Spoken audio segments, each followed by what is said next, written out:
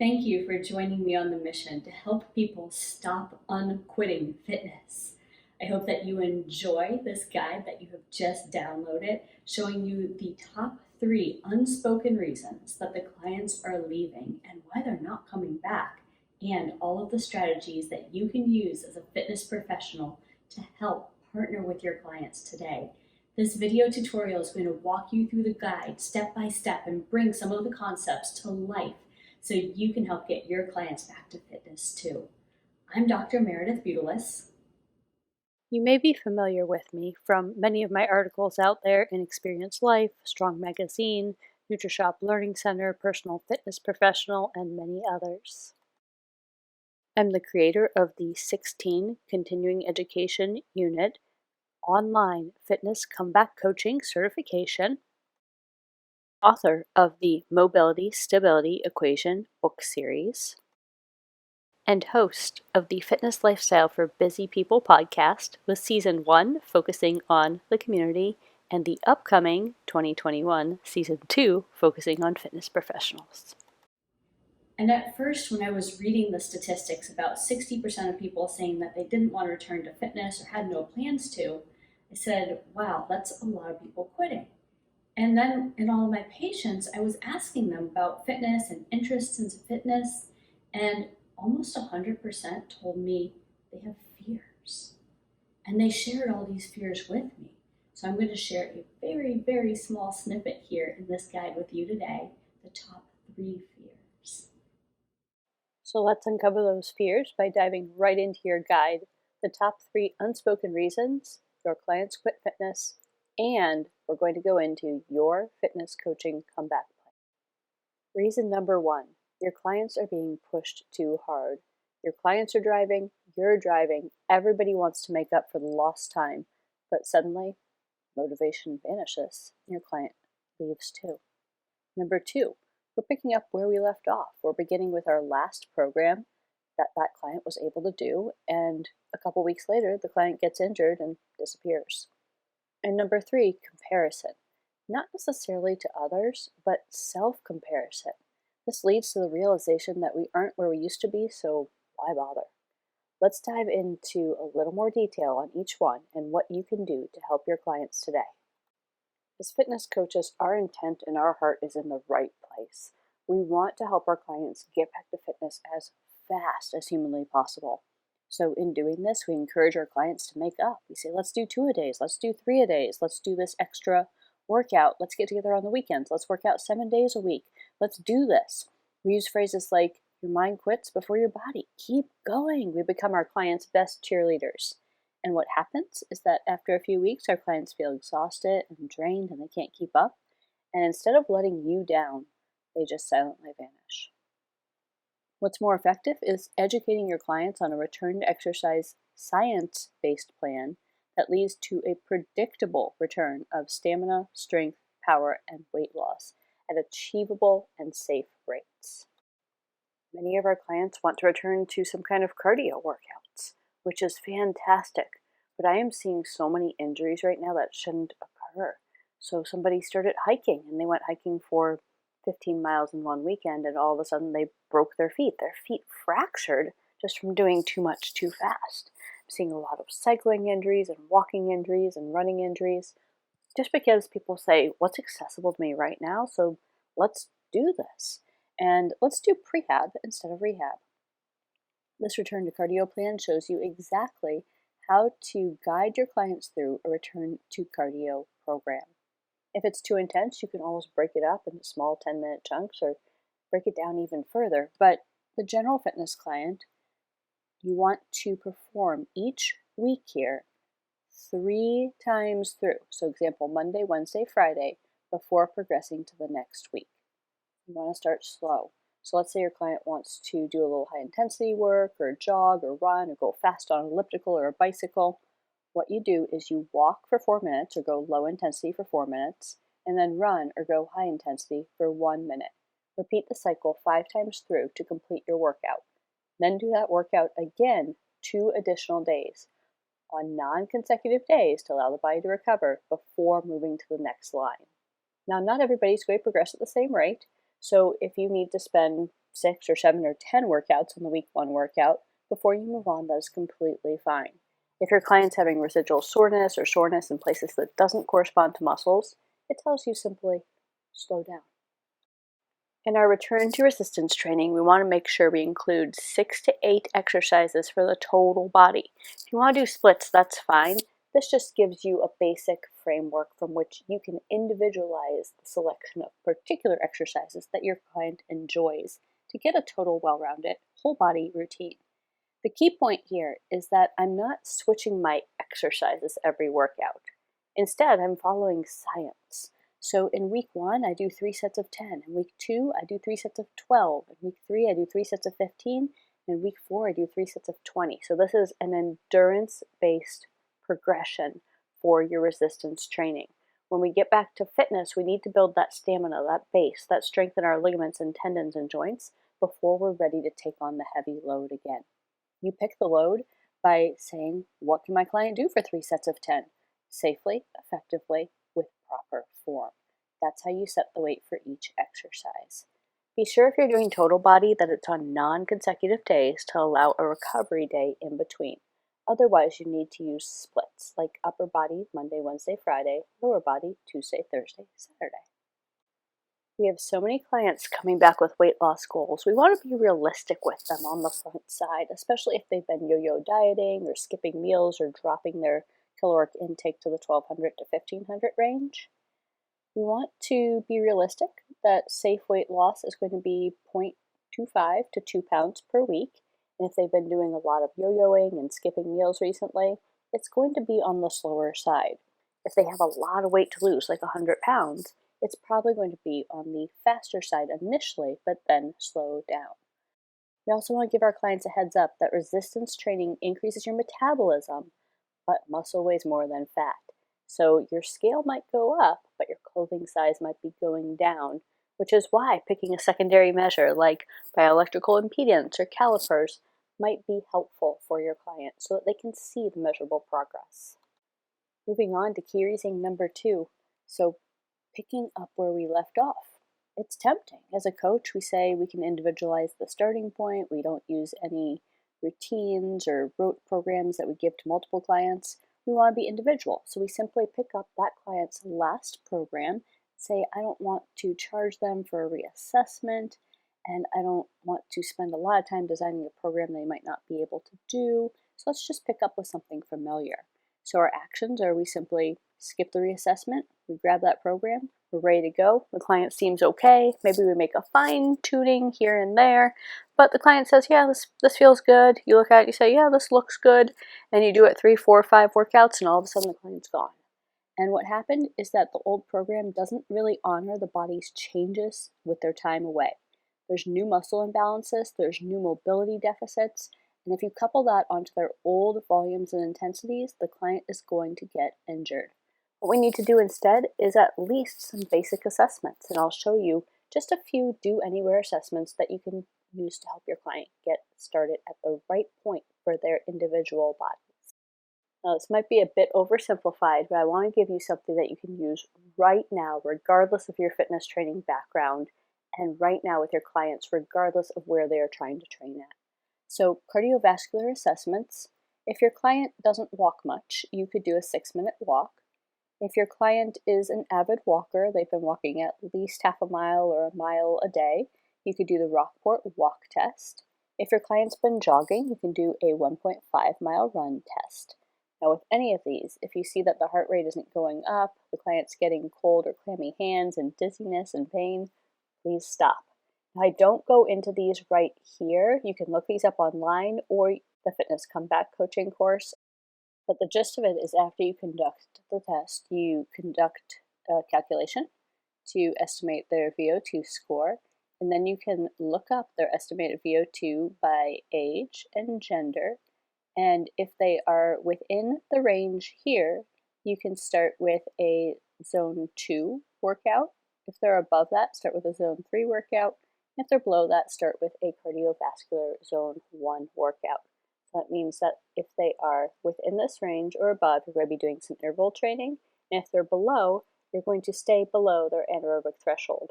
Quick estimation, 180 minus age is roughly anaerobic threshold. We need to also assess our muscle endurance. So upper body endurance, we can do the push-up test. Now these norms are on knees for females and straight or total body for males. If your client doesn't do push-ups on the floor, you can certainly modify and use an elevated surface or whatever modifications feel good for that client's body. Now if they are performing the standard positions, so women on knees on the floor, men full plank on the floor, if they show up within the ranges stated above, you know that you're ready to go with your weight lifting for upper bodies at 50% of the previous load as you return to fitness. If they are below this, you want to spend some time on your upper body stabilization and endurance, corrective programs to help resolve muscle imbalances and rebuild the strength of your ligaments and tendons and basic muscle endurance before you add progressions. We can proceed with similar assessments for our core endurance, for our abdominals, and our lower body endurance. So this abdominal endurance test is number of curl-ups, exactly as pictured, so reaching to the kneecaps, in 1 minute. You can see some norm tables here, and if the client is in range or above, then you want to proceed with 50% of your previous load for your core training. And if they're below the range, that tells you you have some work to do with your muscle imbalances and your stabilization prior to progressing. One quick note here, if your client has osteoporosis, please don't do this because you could fracture a bone in their spine. And final assessment I'm going to share for right now is number of squats to 90 degrees in 1 minute. If they can perform the numbers stated here in this chart, proceed with 50% of your previous load in your training plan. If their numbers are lower than this or they can't achieve the 90 degrees, that tells you need to go a different direction with your anterior core endurance, your corrective program, your glute activation. And finally, transitioning to the third and perhaps largest reason that clients silently vanish is self-comparison. As coaches, we want to respect our professional boundaries. We are not psychologists for most of us. And sometimes we don't like to get into people's lifestyles too much. We want to respect their privacy. So we simply don't ask mindset questions and we focus on our workouts and our nutrition plans instead. But what happens is that the client begins feeling inner shame and guilt and embarrassment and frustration. They discover that, oh, I used to be able to do 10 push-ups, and now I can only do 1. And they quickly realize that they're not where they used to be, and they think, I'm never going to get there. I've lost my fitness. Fitness is something I used to do. Fitness must be for other people. And they walk away. What's more effective is asking the exact right questions at the right time to partner with the client to set not just a SMART goal, but a really robust SMART goal. One that helps build trust with the client, facilitates partnership, so that you can uncover a continuous motivation and help the client and be empowered to take those steps to move forward in their fitness journey. And you might be thinking, Dr. Meredith, what are those right questions? What are those robust questions? I'm actually going to share them with you here right now. Now, there are actually a lot of different ways to define SMART goals, so the way I'm using them right here in this mini course are S is for specific, M is for measurable, A is for action-oriented, R is for realistic, and T is for time-bound. When getting specific, we want the client to really paint us a vivid picture with words that answers to all of the W's. What are we going to do together? When are we going to do this together? With whom are we going to do workouts, nutrition plans, mindset, whatever it is we're going to do in fitness? Where will we do this? And why, and why again? What is the super why? What's the real reason? What's the real fear? What's the real motivation? And who are we doing this for? Don't stop asking why until you uncover the real reason the client is there, the real reason that they want to get back to health, fitness, and a wellness way of life.